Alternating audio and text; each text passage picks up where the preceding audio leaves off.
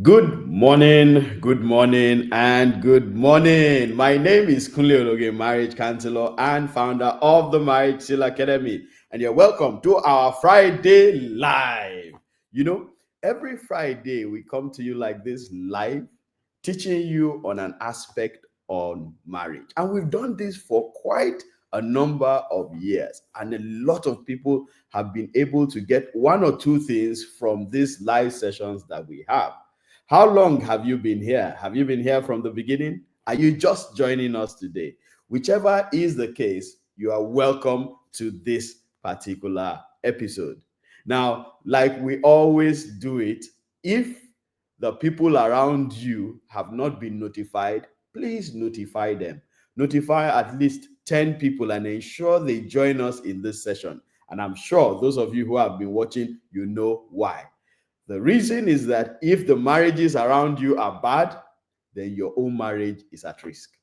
So ensure that everybody you know is right here, right now. Your friends, your colleagues, your siblings, even your parents, your bosses, everybody around you. You're in the office right now. So talk to the people that are around you. Let them use their earphones, their headphones, and listen in and watch, because there is something for them to take away today. And thank you for all of you that have joined me. I can see everybody saying hello, and hello to you back. Let's dive right into what we have today, because as usual, we just have an hour to deliver to you something that will be tangible enough for you to even begin to wake up to the things that you are supposed to do. Today, we're talking about this very interesting topic, and it says why your spouse keeps shutting down. Why your spouse keeps shutting down. There might be people here who have this challenge, and every time there's an issue, every time there's a conversation, or even when there's no conversation, your spouse just shuts down. And what do we mean when we say your spouse shutting down? That means your spouse just stops talking to you. No more engagement. Your spouse will only answer you when you talk. Your spouse is not talking to you, and you know that this person has actually shut down. So it's not the person's character. Sometimes it's the person's character, but you know that this person has shut down and this person is no longer communicating with you. You know, communication is one of the most important issues in marriage. There are three major issues in marriage. I've taught this over and over again. The first is communication, the second is finance, and the third is sex. Of these three, the most important is communication. So if you are not communicating properly in marriage, if your communication is not effective, then your marriage is going to face all kinds of problems here and there. And because communication is so important in marriage, that is why we must talk about it as regards today, your spouse shutting down. Has anybody here experienced the spouse shutting down? If you've experienced your spouse shutting down, I've explained to you what it is now. So if you've experienced it, can you just pull it up there on the comment section, and let's see how many of you. I have a feeling that we'll have everybody who is listening to us now say, at one point or the other, my spouse has shut down. Some of you are even here and you've had counseling sessions with me, right? I'm sure you have. And some of the reasons you came to me was because your spouse, your husband or your wife has shut down. You're no longer communicating. Both of you are not able to discuss the things that you're supposed to discuss again. And that becomes a challenge in your marriage. That is why we need to talk about your spouse shutting down. Now, I'm going to be teaching you today from my book, What Your Spouse Is Not Telling You. What Your Spouse Is Not Telling You. And this is a bestseller. It's my new book. It was released in May of this year, together with this other beautiful book, Marriage Stories. So these two books were released this year, and these two books have already done wonders in the lives of the people who have gotten them. So if you've not yet gotten your book, I'm sure a number is scrolling right now on the screen. Please reach out to that number and you would find out how you can get it. Our books are available as hard copies and as e-copies. As hard copies, we have distributors all over Nigeria and distributors all over the world. We have distributors in the UK, in the US, in Canada, in Australia. So we have distributors everywhere you can think of. You can also get our books off Amazon. Yes, on the Amazon store, you can get our books there. So you can just search for this book, What Your Spouse Is Not Telling You, and get the details from Amazon, and you will get your printed copy. You can get the online copies, that's the e-copies, from our online store, the Marriage Seal Academy on Seller.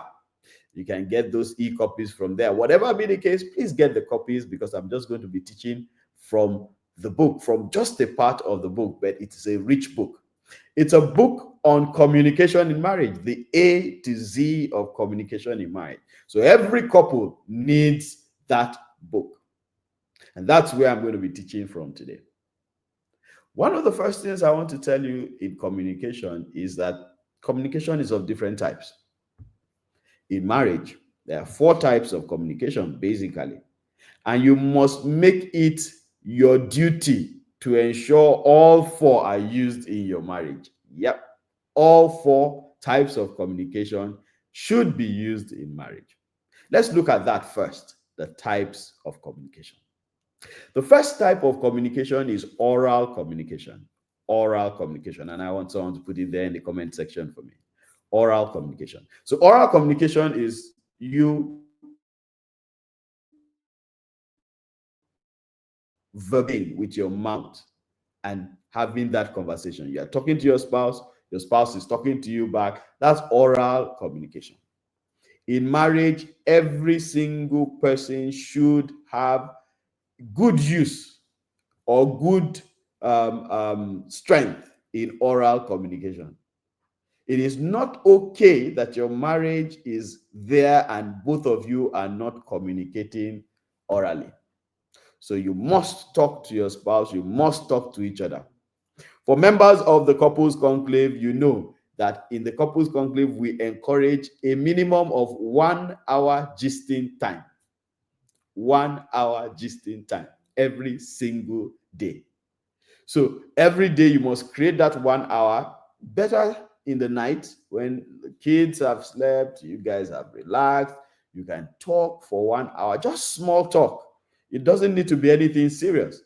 Do that small talk for 1 hour, continue that for life, and you will eventually see that it becomes a part of you. So it's no longer a problem talking. And once it's not a problem talking doing small talk, you find out that when serious matters are there to speak about, it's also still not a problem because you're already used to talking. So oral communication is the first type of communication. The second type of communication is written communication. Written communication. And yes, that refers to you documenting, maybe pen to paper. Now, pen to paper is one of the oldest forms of written communication, and it still remains one of the most romantic forms of written communication. So when you take a pen, you write something to your wife or to your husband, slip that note in her purse, in his diary, in her laptop, so that once she opens it, she sees that note. It's exciting and romantic. The first thing that the person sees is your handwriting. So your spouse sees your handwriting, he or she gets excited immediately and knows that, wow, this is my spouse, this is my husband, this is my wife. That's the first excitement. The second excitement is when he starts or when she starts to think, how was he? Where was he when he wrote this? How was he sitting? How was he smiling? So it gives room for a lot of imagination. So that's part of what makes it romantic. You know, romance is those things that are exciting to you. So written communication, very romantic. But you know that your text message, your chats, your emails are all forms of written communication also. Let's move to the third type of communication. The third type of communication is emotions. Emotions. And emotions generally refers to when you are using facial expressions to communicate. Yes, you can use emotions to communicate. You can decide that I am sad I want my wife to know that I'm sad, but I don't want to tell her I am sad. So your face is sad. And you expect your wife to be able to pick it. You can be upset about a thing, and you don't want to tell your husband that I'm upset about this thing. Your face wants to tell it. That's communication. That is you talking to your spouse. So emotion is a very valid type of communication, and it is allowed and it's expected that you are able to understand the emotions of your spouse. The final one is touch. Touch is also a very important type of communication. And in touch, you will discover that you are able to pass information by just physically holding, hugging, squeezing the hand. All those things, you can pass information to your spouse. Now, when we are done looking at these 4 types of communication, you see that you must use all 4 in marriage. However, if you don't have good command of these types of communication, it may cause an issue for you in marriage. Some of the conflicts that go on in marriage are because of ineffective communication. By the way, somebody may be wondering, I had mentioned conclavites before, and you may be wondering, who are conclavites? What are you talking about? Well, conclavites are members of the couples conclave of the Marriage Seal Academy. And the couples conclave is an 11-month program of the Marriage Seal Academy that we run every year annually. So it's for life. We start in January, end in November, and it's for life. I'd want to give you a sneak peek of what the couples conclave is about. So watch this short clip, and we will continue immediately after the clip.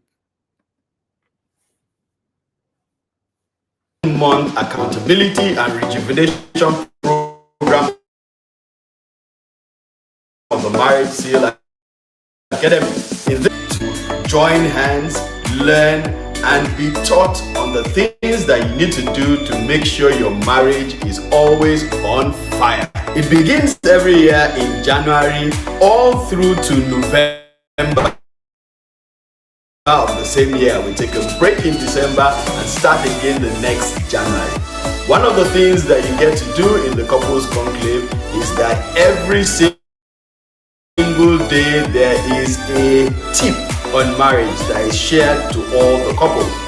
Every activity that helps couples to come together and bond. Every month we give one master class. Once every year we have a physical retreat where we take ourselves to a resort and have a nice time for a few days. We've had retreats in Abuja, in Lagos, and we're going to have the next one in Uyo.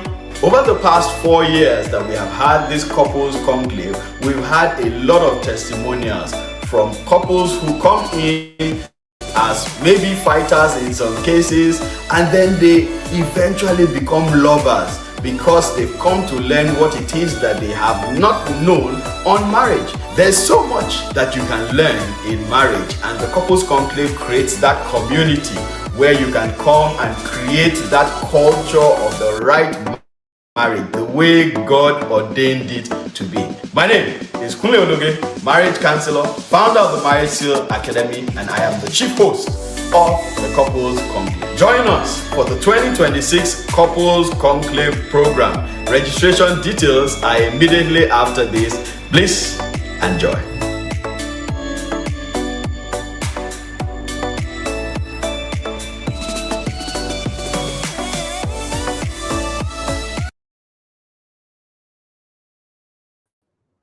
All right, so I'm sorry, I don't know if that video was clear enough from your own end. It seemed to be breaking at my own end, but you'll have that video again. But that's some details of the couples conclave, and we'll be giving you more information of that as we round up today.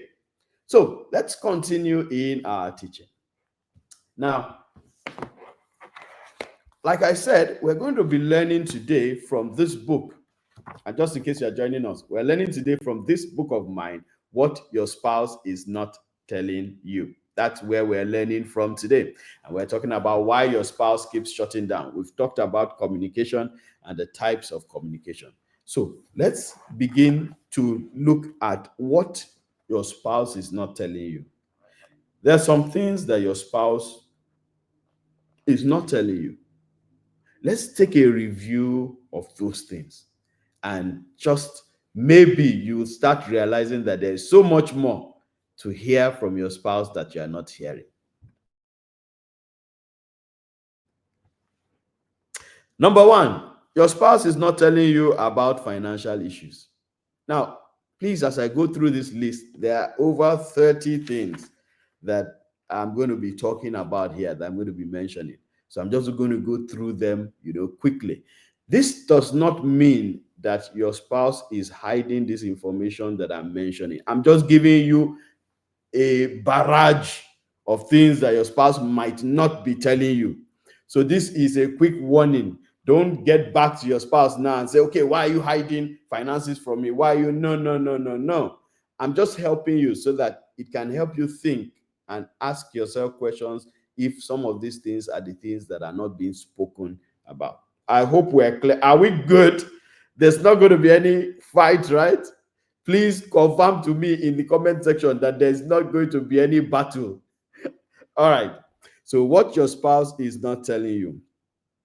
One is financial issues.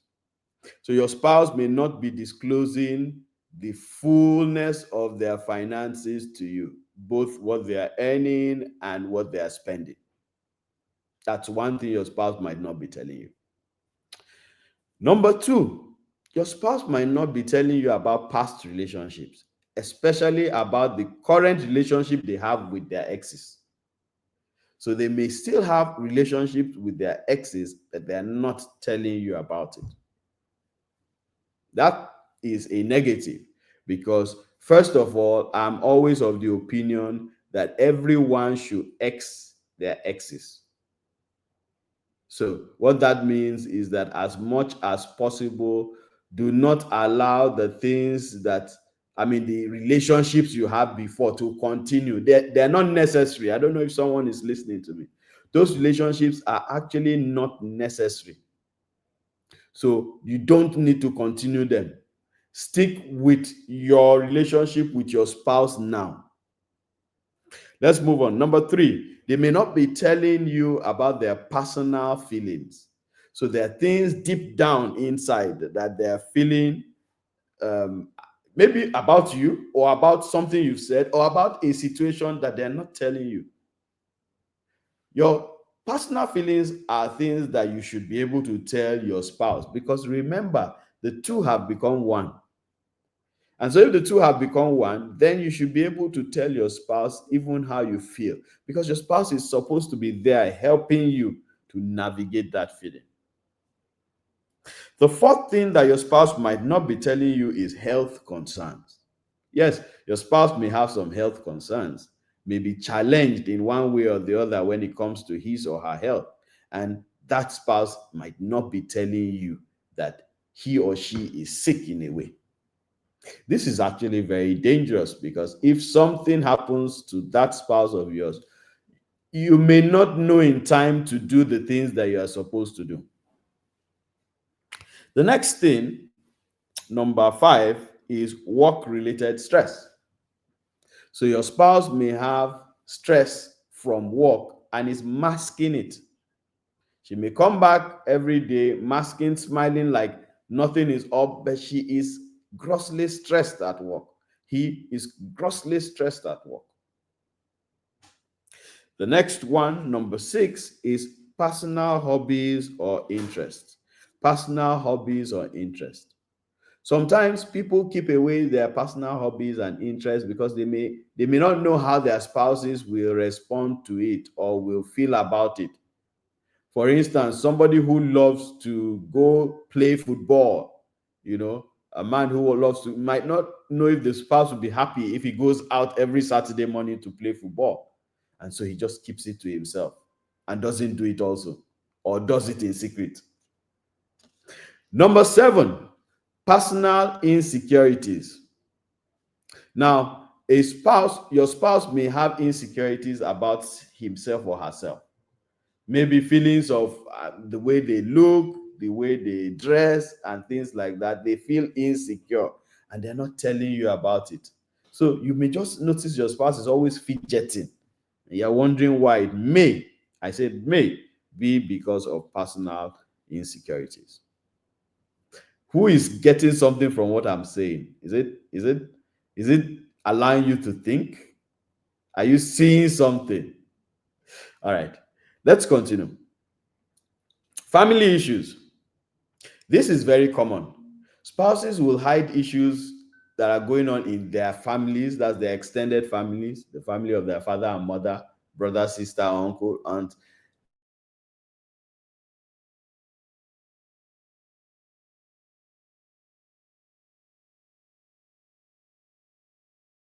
They,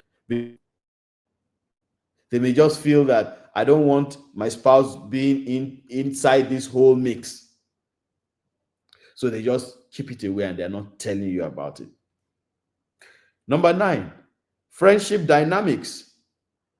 Some spouses may not tell you what is happening with their friends. So you also are in a fix because sometimes you meet her friend and you're wondering why there is something awkward between the friend and your wife or the friend and your husband.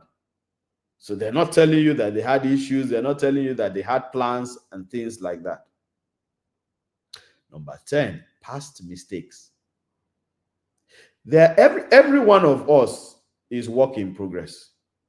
We were not always like we were or like we are right now. And so we might have had some mistakes we did in life and we've not shared with our spouses. Let me quickly say, if there's anything that you've ever done in your life, both good, bad, ugly, you should share it with your spouse. And I tell you why. You see, if you don't share it with your spouse and your spouse gets to hear from outside, that becomes a trust issue. Because your spouse now starts thinking, what else is this my spouse hiding? Meanwhile, you may not be hiding anything else. So that's why full disclosure in marriage is very important. Please disclose fully to your spouse everything about you. This is something you should have even done before you got married. Full disclosure. I had a story recently.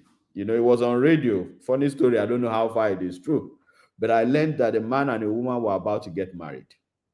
And just a few days to their wedding, the man now discovered that the woman is in debt to a bank of over 8 million naira. So the man said, I'm not getting married again. Because the man felt like,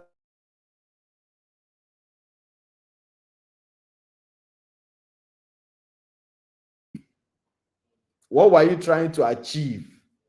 And so he just said, you know what? Since you didn't tell me, you should have told me this from the beginning. Maybe you would have worked it out, but you didn't tell me. I think this is already a trust issue. We're not yet married. Let's just destroy the whole thing. So, past mistakes.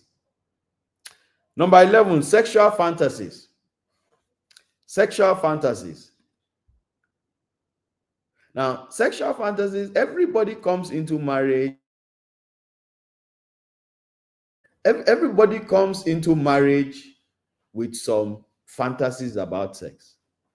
Because sex is supposed to just be in marriage alone. And so there might be some things you have been imagining, and you now get into marriage, but you now become shy about talking to your spouse about it.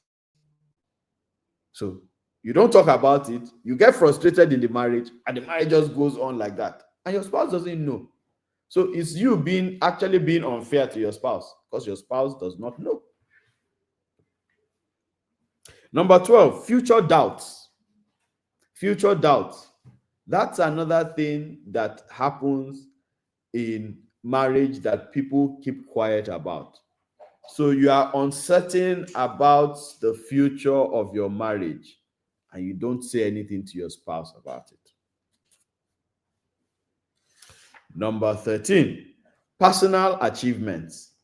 Do you know there are some people who achieve things and keep quiet about it because they may feel that if I talk about this, it may make my spouse's esteem low, or my spouse may feel insecure. So they keep to themselves personal achievement. So they may achieve something at work. Some people even get promoted at work and they don't tell their spouses, because they don't want a situation where their spouse will now know that they earn much more than they used to earn. Very funny things. Number 14, daily annoyances. Again, like I said, please get this book. If you don't have this book is a manual on communication. Please get it. I'm not going to be able to read all of them, okay? Because like I said, they're like 30. So probably I'll stop at 15. Get this book to get all the other ones that your spouse may not be talking to you about. And why this is important is because if you have an awareness of what the possible things your spouse is not saying, it may help you encourage him or her to say it. Not force or fight, but encourage him or her to have those conversations. You may start having conversations going down that lane, so that your spouse is now has the opportunity, let's say it like that. Your spouse now has the opportunity to tell you about those things. Very important. Okay. So, like I said, daily annoyances. There are small things that make your spouse angry, small things you do that upsets your spouse, but your spouse is trying to keep the peace. So your spouse is not talking about it. The danger in things like that is that it keeps heaping and building. It keeps building, heaping, until your spouse now, boom, one day just explodes. And you'll be wondering, where is this explosion coming from? The explosion is coming from your spouse building up things that you have been doing to him or her that have been annoying him or her, but he or she has not spoken up. And the last one I'm going to mention out of the 30 today, personal habits. Personal habits. Some people have some personal habits that they try to mask from their spouses, because they may feel that your spouse will be irritated by it or disappointed by it, but it's a habit. You do it in secret. That is one of the things people hide from their spouses. Now, like I said, I have 30 things, so there are 15 more very important things. Oh my God, I'm looking at them now. 15 more very important things that your spouse might not be telling you, but like I said, we can't go through all of that today. So please do get the book so that it will help you. Now, let's now look at the reason spouses keep secrets. Why is it that that spouse of yours is keeping that secret? It's important for you to know so that you are able to walk. Should I say walk against the secret? Should we put it that way? The bottom line is that if you know why your spouse keeps secrets, then maybe you can change yourself.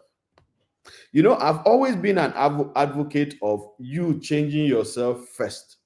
When you change yourself first, you will find out that your spouse will eventually also change. This is very, very important.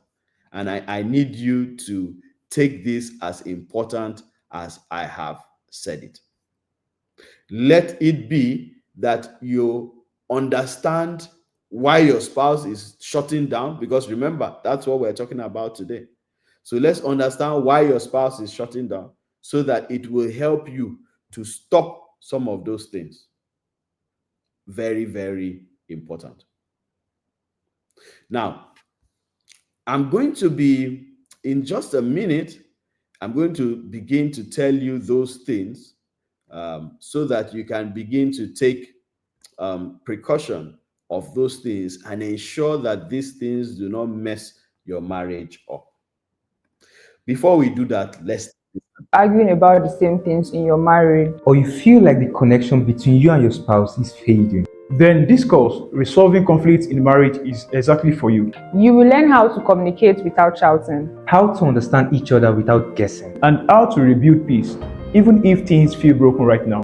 It's not theory, it's real practical help. And it's just 50. All right. Sorry about that.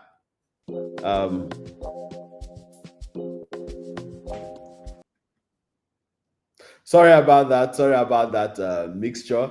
We're going to come up with that in a few minutes from now. Just a technical glitch there.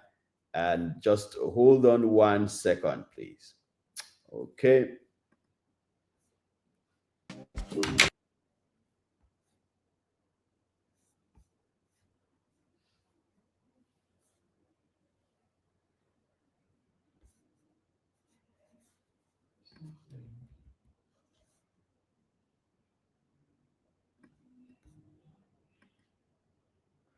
Okay, so I don't know what's happening today with adverts on that I wanted to show you, but we'll have that at the end probably. Let's continue in this very, very important session that we're having. Okay, now,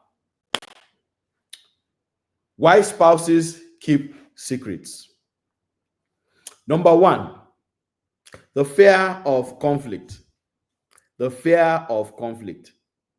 So spouses keep secrets because they are afraid that when they talk, conflicts will ensue. And so because they are avoiding those conflicts happening, they are not talking.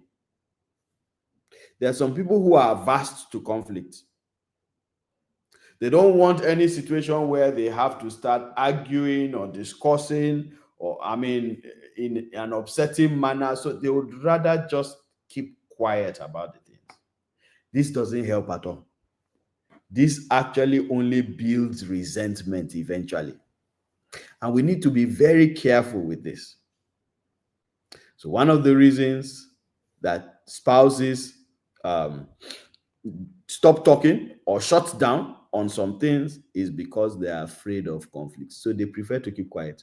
But in the keeping quiet, you find out that they are shutting down actually. So that's a big problem. You must ensure that you speak up. Remember, we've talked about communication, and it's a very, very important thing. You must ensure that you speak up at every point in time. The second reason that your spouse may not be talking about some things and keeping things is because your spouse is protecting your feelings.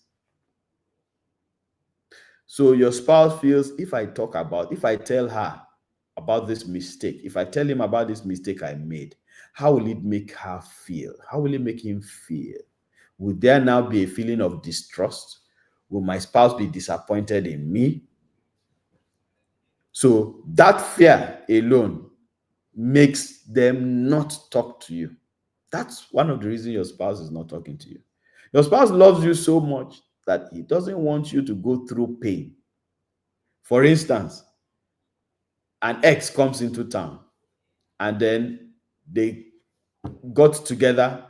They didn't do anything, but they just had a conversation, maybe met at a restaurant, and you are now at home. Your wife comes back from that meeting. Your wife doesn't know how you will feel.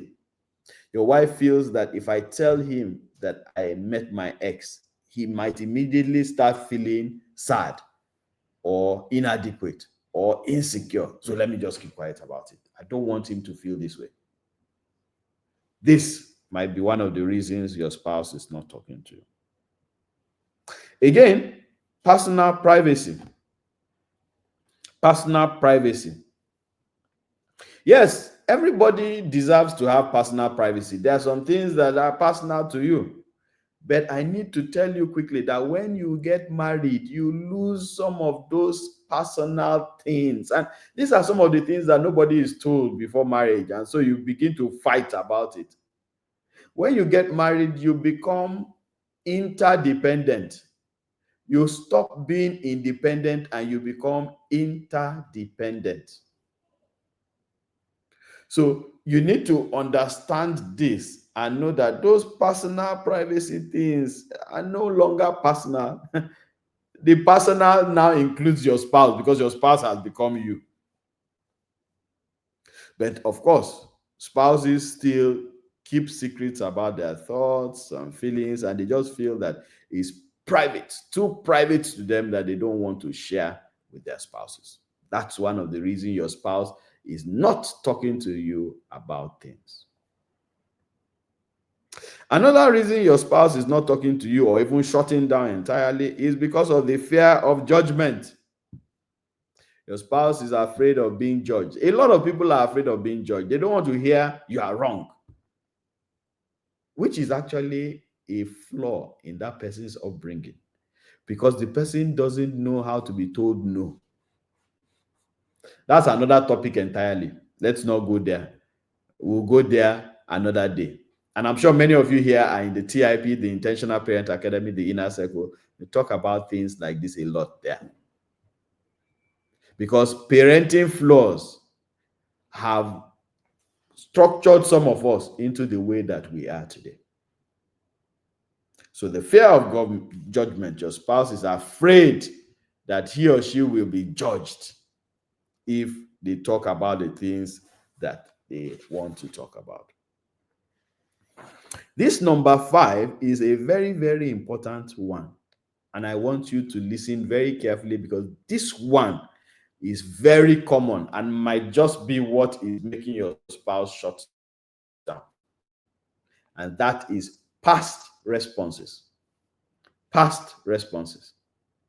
You see, if you and your spouse have had a conversation before about something and you responded in an erratic way, let's use that, an erratic way, a way that scared your spouse was not expecting your response to be that way, it is very possible that the next time that kind of conversation comes up, your spouse will not tell you about it.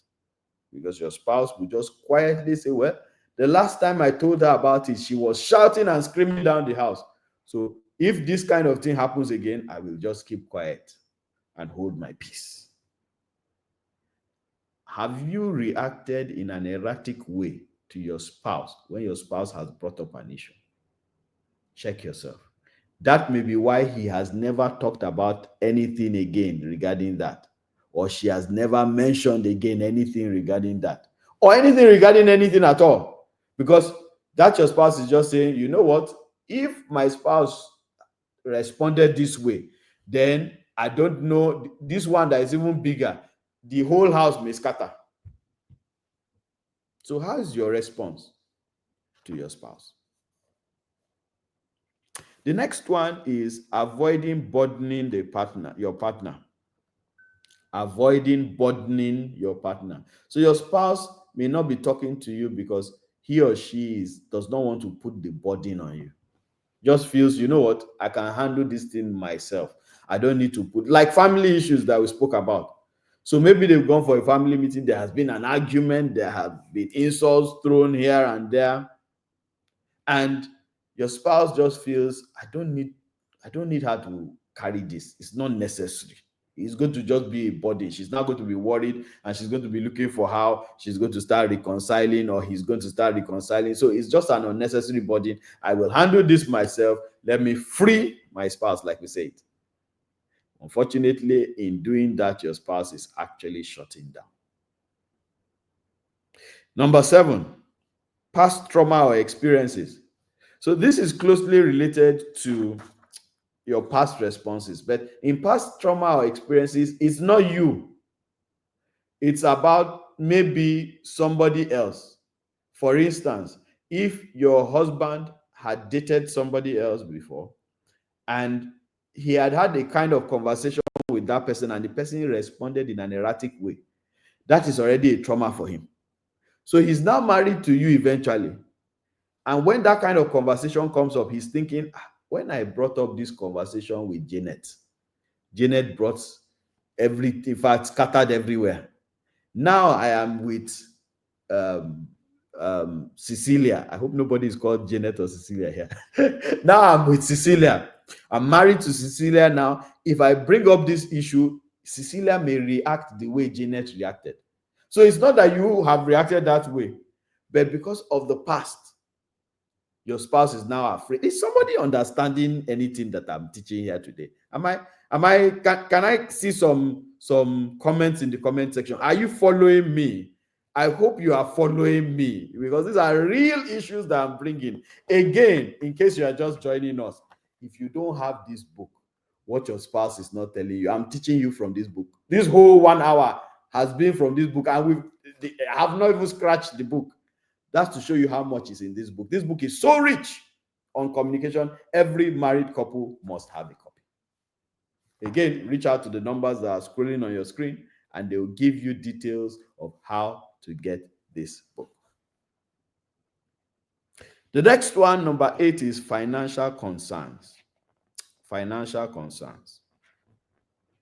Generally, when it comes to finance, people, especially based on how they were brought up, people are secretive when it comes to finance.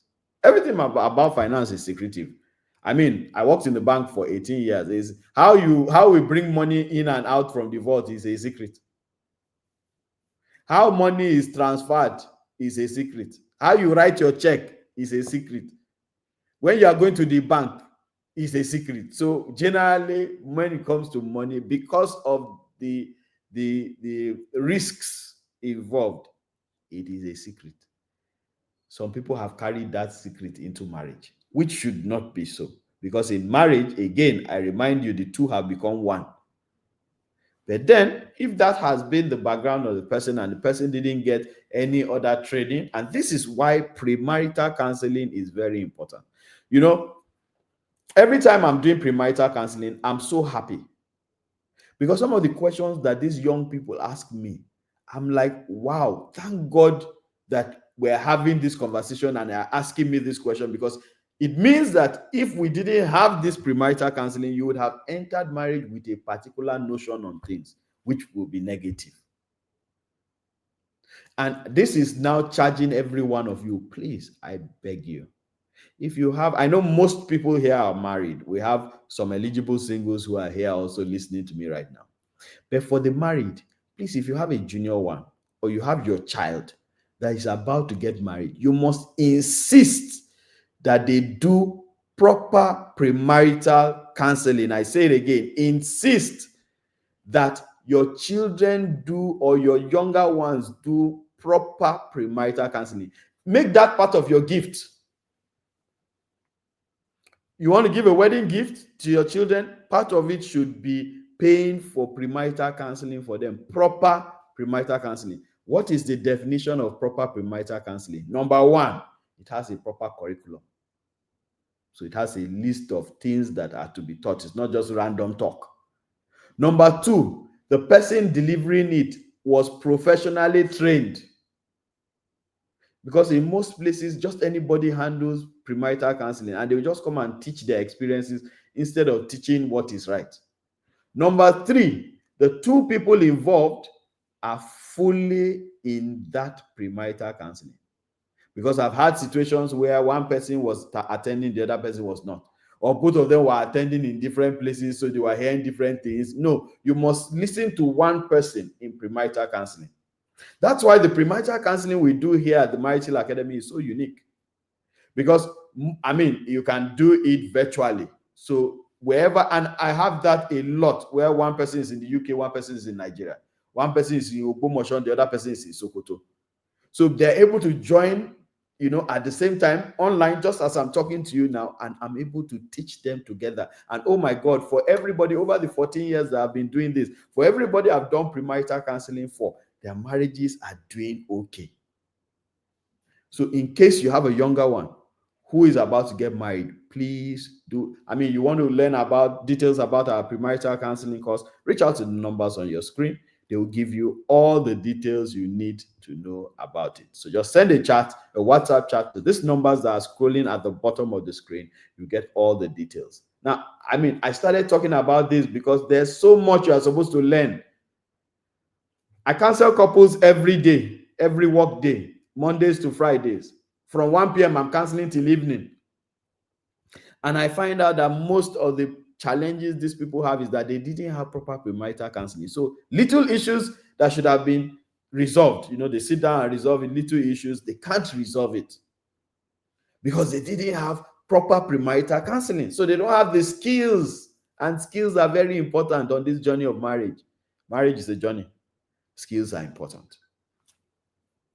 Let's round up on on some of the reasons your spouse has shut down. Number 9, infidelity or trust issues. If your spouse has been unfaithful, your spouse can begin to withdraw. So your spouse is ashamed and begins to withdraw.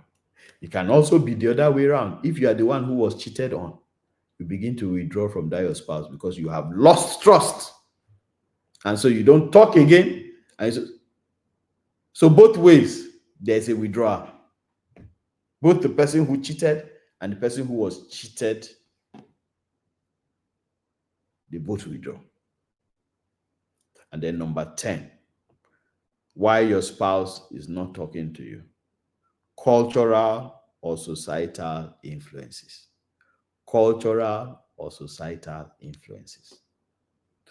You know, some cultures have made things so difficult that you hear ban on talking about this, ban on talking about that. When this kind of thing happens, don't talk about it, keep quiet about it. Those kind of things have a way of making people shut down unnecessarily. So when the culture or society depicts the way people should have conversations and those ways they depict are negative, you just find out that those people eventually don't have those conversations and it begins to weigh down on your marriage. So these are some of the reasons that your spouse has shut down on you. And, you know, we've told you that the topic is why your spouse keeps shutting down, right? So we've given you some of the reasons why your spouse keeps shutting down. Now, finally, what do you need to do? You need to encourage openness, encourage communication. Number 1, regular check-ins. Regular check-ins, which means try to, as much as possible, find out how your spouse is doing, what he's going through, what she's feeling per time. Check in with your spouse. Don't wait and say, well, when my spouse is ready, he will talk to me. No, you check in regularly. Hey, your face is looking down. Are you okay? I noticed that you were tossing and turning in the night. Were you worried? Was something wrong? You know, check in with your spouse. We don't check in enough with each other. And sometimes your spouse is going through a rough patch and you're there and you don't even know. So regular check-ins. Number 2, expressing vulnerability. Be ready to express your vulnerability. Because if you express your vulnerability, your spouse will also express his or hers. If you come to tell your spouse how you feel every time, oh, I'm feeling sad, oh, I'm feeling upset, oh, I'm feeling down, you'll find out that if your spouse also will begin to be vulnerable to you. So it's like exchange. So if you are going to be vulnerable to me, I'll be vulnerable to you. So you express vulnerability to encourage openness. Number 3, this one is very, very important. Active listening. Oh my God. Active listening. You know, active listening is one of the skills you need for a good marriage. If you don't have active listening, your marriage will be skewed. And when we say active listening, we mean when you are able to listen to your spouse to understand what he's saying or what she's saying and not listen to respond. There are 2 things. You can listen to understand or listen to respond. A lot of people listen to respond, which means they are listening to their spouses, not really not understand. They're hearing, but not understanding what the spouse is saying because their mind is not there. Their mind is just ready to say what they want to say. Is there anybody in that bucket? In that WhatsApp group? Come closer. Are there people here who you don't listen to your spouse? You're just, when there's an argument or there's a conversation, you're just waiting for your spouse talking because you don't want to be termed as rude, but you are not understanding anything. intentionally. Your mind is not there. You're just waiting so that you will say your own. That's the problem. I'm going to be teaching more on these active listening skills in our course that is coming up. So we have a course that is coming up in the month of, in this month of August. At the end of this month, 29th to 30th, we have the course Resolving Conflicts in Marriage. Resolving conflicts in marriage. You can see how I'm smiling because every time we do that course, we only do it once a year.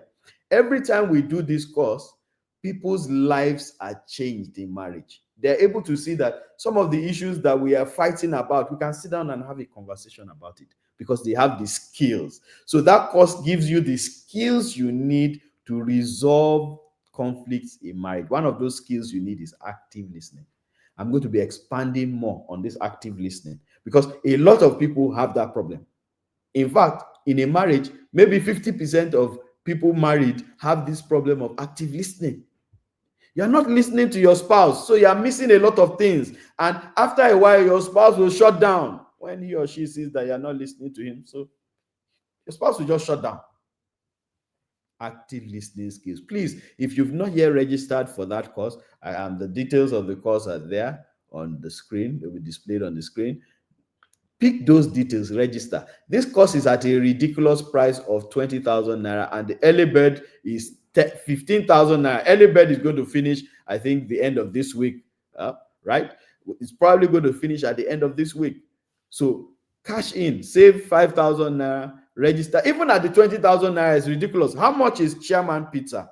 For those of you who buy pizza for your children every weekend, how much is Chairman Pizza? I think it's 20-something thousand now. And they'll eat it up, or maybe it's even you that eats it. You eat it up in 5 minutes, it's gone. And that's all, it's gone. And we're asking you to take the same amount of money or even less that amount of money to come and do something for your life. And there's somebody that is not yet registered. Please, I need everybody who is not yet registered to put in the comment section, I will register now.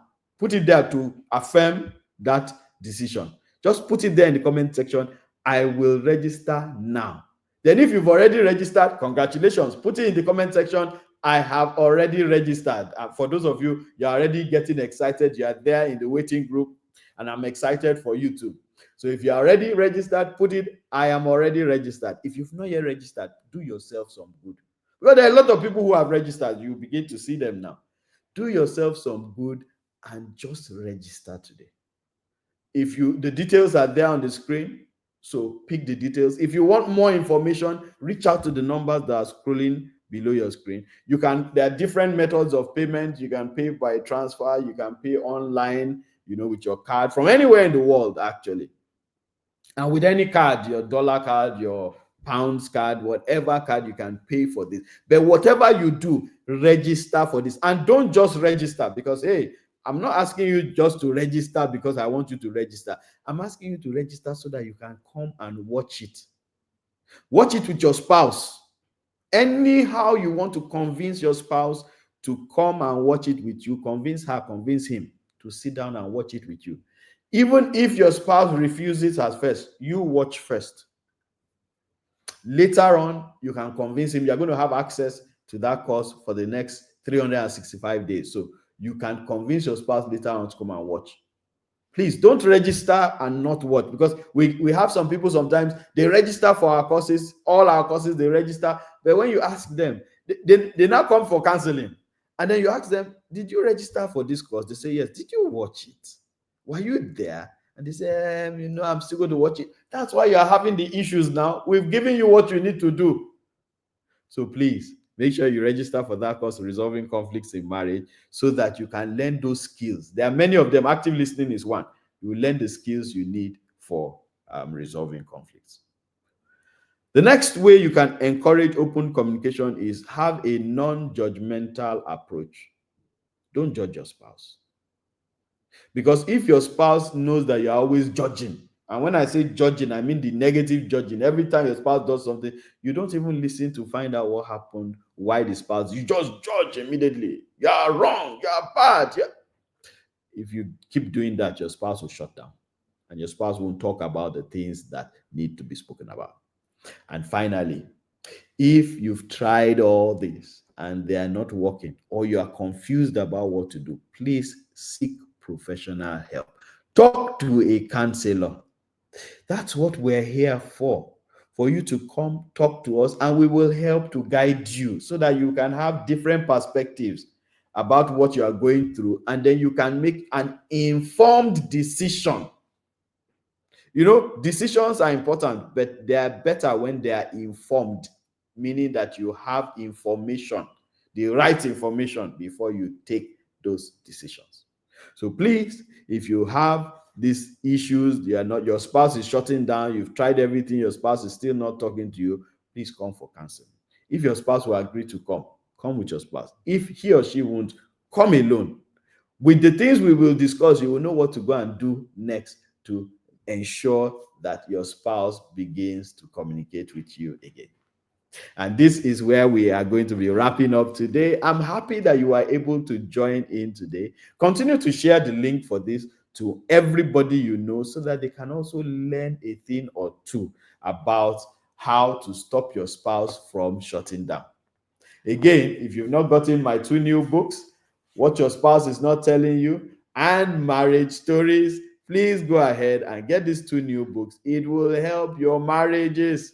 This one is on communication in marriage, the A to Z of communication in marriage. This one tells you some beautiful stories, 7 lovely stories on marriage. One of them is my personal story of how I met my wife and how I convinced her to marry me, how I proposed to her, and how we planned for the marriage that we're having now. It's been 16 years and it's been a beautiful run, and we still have a lot of more beauty ahead of us. My name is Kunle Ologe, marriage counselor, founder of the Marriage Seal Academy, and I'm so excited to have had this session with you. Now, the course that I was talking about, watch this advert and learn the details you need. See you again next Friday. Please enjoy. Arguing about the same things in your marriage. Or you feel like the connection between you and your spouse is fading. Then this course, Resolving Conflicts in Marriage, is exactly for you. You will learn how to communicate without shouting, How to understand each other without guessing. And how to rebuild peace, even if things feel broken right now. It's not theory, it's real practical help. And it's just 15,000 naira. Don't wait until it's too late. Register today.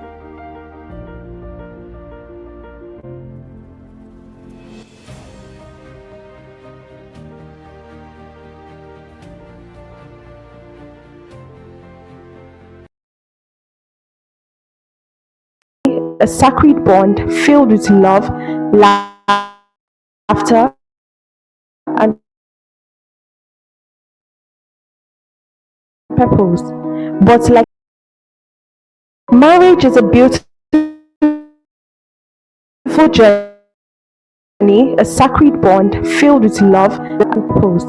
But like every journey, it's not always smooth. Sometimes the road gets rocky, misunderstandings, communication breaks up.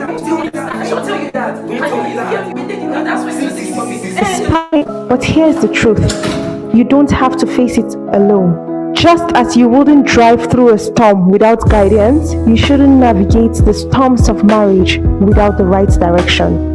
That's where marital counseling comes in. Not as a last resort, but as a lifeline. A safe space where hearts are had, perspectives are restored, and love is rekindled. Don't just hope your marriage gets better, work towards it with wisdom, clarity, and practical tools that create lasting change. With over a decade of proven experience, Kunle Ologe has guided countless couples back to connection and purpose through biblical principles, compassionate listening, practical counsel that works. Whether newly married, feeling distant, or at the edge of giving up, there is hope and there is help. Book your virtual or on-site session and take the first step to growth and a marriage that thrives. Because with the right knowledge applied at the right time, your love story can be rewritten.